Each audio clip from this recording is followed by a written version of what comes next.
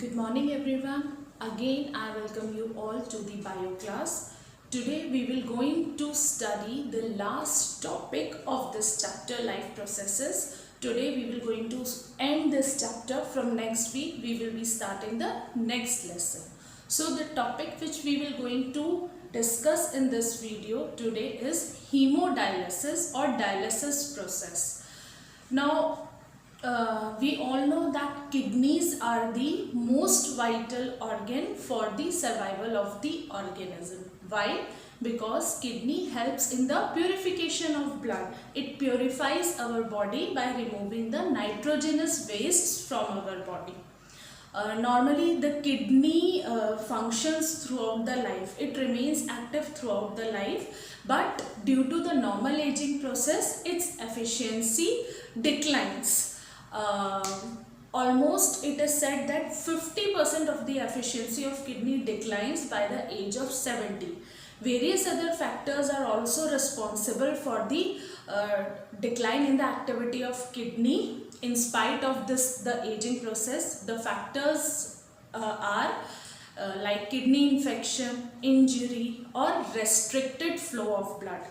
Normal ageing process के अलावा जो किडनी की एक्टिविटी को कम करते हैं और भी ऐसे प्रोसेसेस हैं, जैसे किडनी में इन्फेक्शन हो जाना, कुछ इंजरी हो जाना या किडनी में प्रॉपर ब्लड नहीं पहुंचना, ब्लड का जो फ्लो किडनी तक है वो रेस्ट्रिक्ट हो जाता है. And ultimately all these factors leads to the failure of the kidney and which may cause the death of the patient. Death भी हो सकती है किडनी फेलियर से किसी भी पेशेंट की, क्योंकि किडनी का काम हमारी बॉडी में से वेस्ट को रिमूव करना है और बॉडी में से वेस्ट रिमूव नहीं होंगे तो वो एक्यूमुलेट होते रहेंगे बॉडी में and that will be harmful for our body. So for treating this normally 2 things can be done. 2 तरीकों से ये किडनी फेलियर जो है हम ट्रीट कर सकते हैं. First is the kidney transplantation, for which we have to search the donor, a healthy patient which can donate their kidney to us, and the kidney should be matching kidney ढूंढनी है हमें एक healthy patient की. But everybody is not lucky to find such a donor. हर किसी को donor नहीं मिलता है. So the next solution is dialysis or hemodialysis.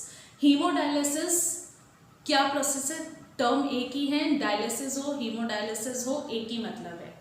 क्या होता है डायलिसिस के प्रोसेस में? इसको हम आर्टिफिशियल किडनी भी कहते हैं. तो as a name suggest, artificial kidney है तो हमारी बॉडी में से आर्टिफिशियली जो वेस्ट प्रोडक्ट्स हैं उनको रिमूव किया जा रहा है. तो the process that is implied to remove the waste products from our body artificially when our kidneys are not working properly, that process is known as hemodialysis. So I am going to explain you the process of hemodialysis, how this is done in the hospitals. Okay, so let's see in the blackboard. First, hemodialysis. It is the process of purifying the blood of a person whose kidneys are not working properly. जिनकी kidneys properly work नहीं कर रही हैं, उनके blood में से waste को purify करना. फर्स्ट क्या किया जाता है? उसमें से ब्लड लिया जाता है आर्टरीज में से. Blood drained from the artery is pumped into the dialysing unit after adding heparin. Blood में हेपेरिन, ब्लड रिमूव किया आर्टरी में से, फिर उसमें हेपेरिन ऐड करके उसको डायलाइजिंग टैंक में डाला जाता है. हेपेरिन क्यों ऐड करते हैं? Because it is the anticoagulant. Anticoagulant का क्या मतलब है? ब्लड को कोएगुलेट ना हो, क्लॉटिंग, ब्लड क्लॉटिंग बचाता है, ब्लड को कोएगुलेट होने से बचाता है हेपेरिन. ठीक है. डायलिसिस टैंक क्या होता है? डायलिसिस टैंक में डायलाइजिंग फ्लूइड प्रेजेंट है एंड ट्यूब्स प्रेजेंट है, सेल्यूलोज ट्यूब्स प्रेजेंट है that acts as the semi permeable membrane. See here. Now that dialyzing unit की जो हमने बात करी, जिसमें हम ब्लड अपना लेकर जाते हैं, आर्टरी में से ब्लड निकाला जाता है, फिर that unit contains coiled cellulose tubes surrounded by dialyzing fluid. उस यूनिट में डायलाइजिंग फ्लूइड होता है और coiled.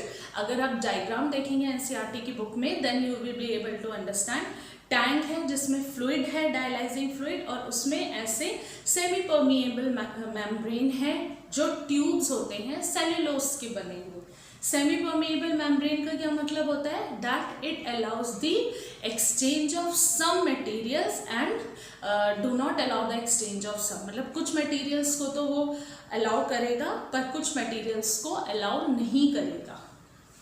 Next, these tubes acts as semi-permeable membrane and allows ions, very small molecules and water to diffuse through it.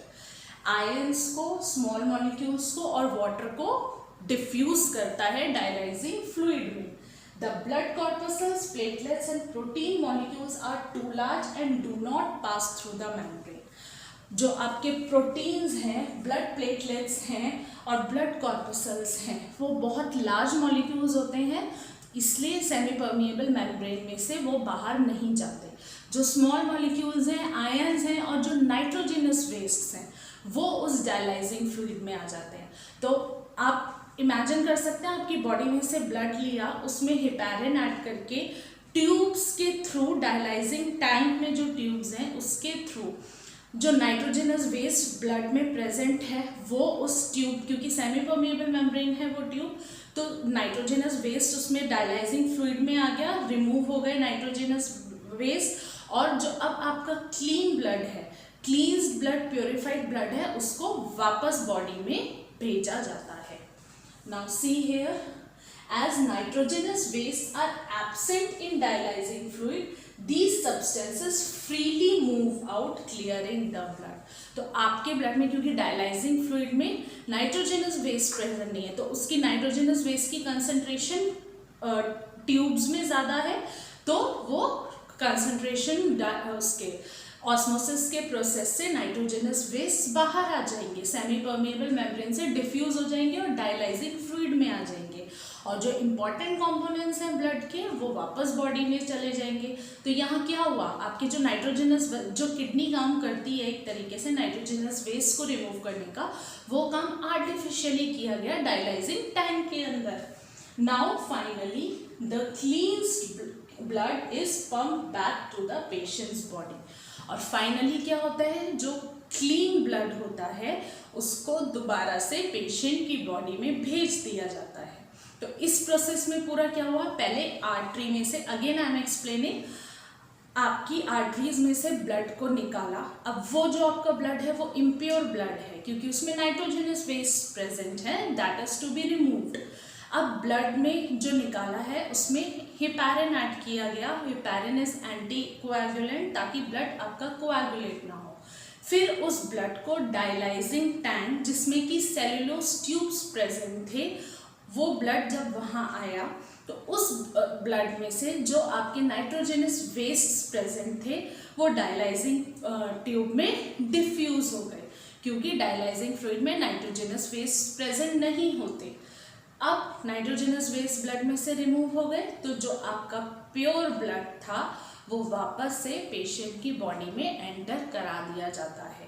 तो इस तरीके से artificially nitrogenous waste are removed from the blood of the patient's body. Patient की body के blood में से nitrogenous waste को artificially remove किया गया क्योंकि उनकी किडनीज प्रॉपरली वर्क नहीं कर रही थी.